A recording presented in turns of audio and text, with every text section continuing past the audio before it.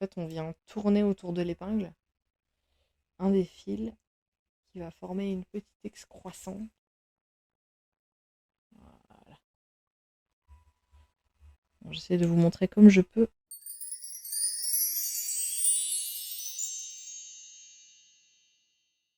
Hello, hello à tous! J'espère que vous allez bien en cette journée. Ça, c'est un carreau de dentelle. J'en ai un seul comme ça. La particularité de celui-ci, comme vous pouvez le voir, il y a des lignes, parce qu'en fait, ce sont différents blocs de mousse. Il y a ici 5 blocs de mousse. Normalement, on l'utilise dans l'autre sens. On va pouvoir démarrer une dentelle, par exemple, d'être plus à l'aise, la démarrer au milieu. Et on descend, on descend, on descend. Et puis à un moment donné, en fait, ici, on est trop bas. On n'est pas à l'aise pour travailler parce qu'il faut toujours compter un espace pour le fil, les fuseaux, avoir un espace de travail. On va pouvoir prendre ces blocs de mousse et venir, en fait, pousser le travail vers le haut ou vers le bas, ou selon ce dont on a besoin. Et du coup, venir le bouger. On fait quelque chose de plus long, au fur et à mesure, on va enlever les aiguilles qui sont en haut pour libérer le coussin du haut, le mettre en bas, et on va, par un mouvement de glisser, avancer comme ça. Mais bref, c'est pas ce qu'on va faire aujourd'hui. Comme j'avais pas besoin de ça et que mon carton était tout petit, je l'ai mis dans l'autre sens. Aujourd'hui, on a un nouvel exercice avec des cordes et des pointons. Alors les cordelettes, c'est ce que j'ai utilisé à l'intérieur des ailerons de croque-mou. Donc vous m'avez déjà vu faire, c'est un point assez facile avec uniquement 4 fuseaux. Ce qui va être plus compliqué ici, c'est qu'il va y avoir des croisements et qu'on va faire des petits pointons. Et vous allez voir, ça va faire de jolies formes. Enfin, c'est le principe de la dentelle. Au départ, on a juste quelques fils et à la fin, ça fait quelque chose de magique. J'ai préparé ici mes fuseaux. Je les avais préparés il y a un moment déjà, donc je ne les avais pas suspendus. J'espère que ce ne sont pas tous emmêlés. Il n'y en a pas beaucoup ici. J'ai 16 fuseaux. Ça va. C'est gentil, merci. Bah oui. Passion pour la dentelle. Pas une passion courante, mais passion que j'ai envie de partager. C'est pour ça aussi que j'explique beaucoup, parce que je me dis que les gens a priori connaissent pas. Plus là, tu arrives sur la mise en place d'un nouvel exercice, donc tu verras tout de A à Z. C'est en forme de tissage, la dentelle. On a un fil par fuseau, on les travaille par paire. Avec l'aide des fuseaux, on vient manipuler le fil. On va faire des points particuliers pour qu'ils se croisent d'une certaine manière. On va mettre à chaque point une épingle. En fait, ça, c'est le motif. Et l'épingle, en fait, permet de tenir le motif qui va nous permettre de, entre guillemets, modeler les fils. Ce sera peut-être plus clair quand tu me verras à l'action. Mais là, je suis en train de tout installer. Ici, c'est du coton. Du coton 24-2. 24, c'est l'épaisseur. Et 2, c'est pour dire que le fil là est composé de 2 fils lui aussi. Là, c'est un modèle uniquement à base de petites cordelettes. Et donc les petites cordelettes, c'est comme c'est des tresses de 4. Alors le matériel, alors de quand j'étais jeune, j'ai plus rien. Enfin, j'ai plus rien. Non, c'est faux. Ceci, le petit coussin sur lequel je mets mes épingles, c'est la seule chose que j'ai encore de quand j'étais jeune. Et oui, ça s'achète encore. Ça s'achète encore. Que ce soit en France ou en Belgique. Là, moi, en l'occurrence, j'ai acheté d'occasion. Je fais une petite manip. Voilà. Là, je viens de faire un pointon. Quand c'est fini, ça fera une petite boucle. En fait, on fait une manipulation qui permet d'enrouler l'épingle autour du fil. Et on vient piquer ça là. Voilà.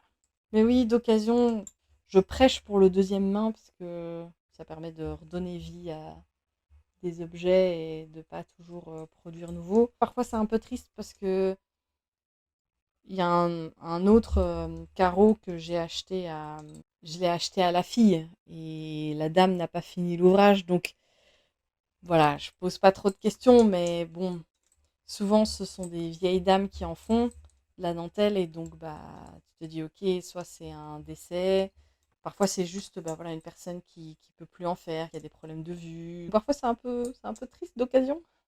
Parfois ça peut juste être des gens qui ont essayé le hobby et que ça ne leur a pas plu, hein. Il y a des régions où il y a des clubs de dentelle. C'est pas très répandu, donc pas toujours facile à trouver. Moi, par chez moi, il y en a. Le plus proche, c'est à 45 minutes. L'avantage, c'est que comme j'avais déjà appris étant enfant, j'ai pu en fait repartir seule. C'est vrai que débuter 100% seule, je pense que c'est faisable, mais peut-être plus compliqué. J'ai l'impression qu'il y a toute une génération où tout ce qui était un peu hobby ou quoi, c'était pas toujours valorisé.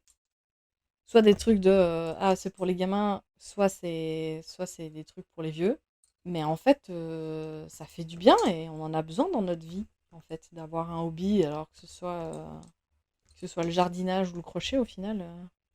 En plus, j'ai lu une étude récemment.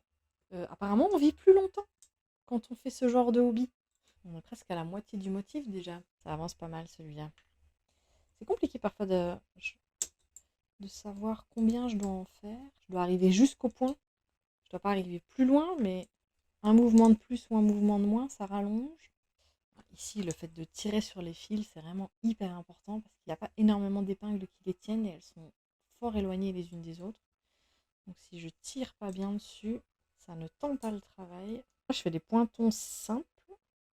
En fait, il y a plusieurs manières de faire le petit, ce que je fais là sur le côté. On peut faire des pointons noués, des pointons à l'anglaise où on fait 2 fois le tour du fil, on l'enroule une fois de plus pour que le pointon soit plus visible. En fait, la dernière fois, je disais que les fuseaux se manipulaient toujours par 4. Bon, il y a quelques exceptions quand même, et en l'occurrence, là, je suis en train de les manipuler par 8 quand il y a un croisement. Mais en l'occurrence, je les manipule 2 par 2 en fait, comme s'ils étaient 4. 1, 2, 3, 4. Et en fait, je fais le même mouvement que si j'en avais 4, mais avec 8. Les épingles tiennent vachement bien dans ce carreau-là de dentelle. Je pense que je vais vraiment avoir besoin du petit... j'ai un petit... genre comme un mini pied de biche qui me sert à retirer les épingles quand elles sont trop enfoncées.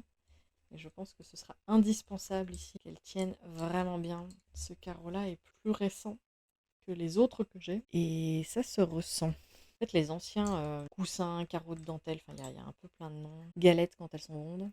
À l'époque, en tout cas, je sais pas s'ils les vendent encore comme ça, j'avoue qu'ils le précisent pas toujours en quoi ils sont faits, mais étaient remplis soit de la sciure de bois, ou alors du crin de cheval, ou du foin aussi. La version plus moderne, c'est de la mousse bien dense. Mais donc après des années d'utilisation, ça peut être un peu moins ferme. Bon, et là, je peux vous dire que celui-ci est très ferme. Oh non, j'ai plus de fil. Oh, j'espère que j'en ai mis assez. Alors ça, c'est pas du tout une méthode authentique de nos anciens. C'est une méthode bien moderne. Je vais mettre un petit morceau de washi tape. Ça laisse pas de colle. En fait, le fil tient parce qu'il est enroulé sur lui-même. Quand il y a beaucoup de fil, bah, le fil tient. Mais quand il reste plus grand-chose, parfois, ça ne fonctionne plus. Et donc voilà, un petit morceau de washi tape. Voilà. Oula, je m'en mêle les fuseaux. On va remettre ça sur le côté. Et en fait, je pense que on va pouvoir zoomer.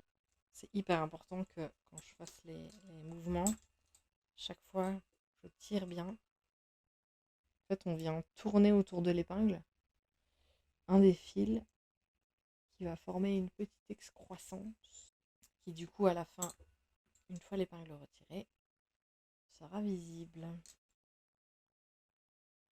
Voilà. Bon, j'essaie de vous montrer comme je peux. On arrive bientôt au bout de ce premier exercice déjà. Enfin déjà, c'est un moment que je suis occupée dessus. J'avoue, je m'attendais à ce que ça aille un peu plus vite celui-ci.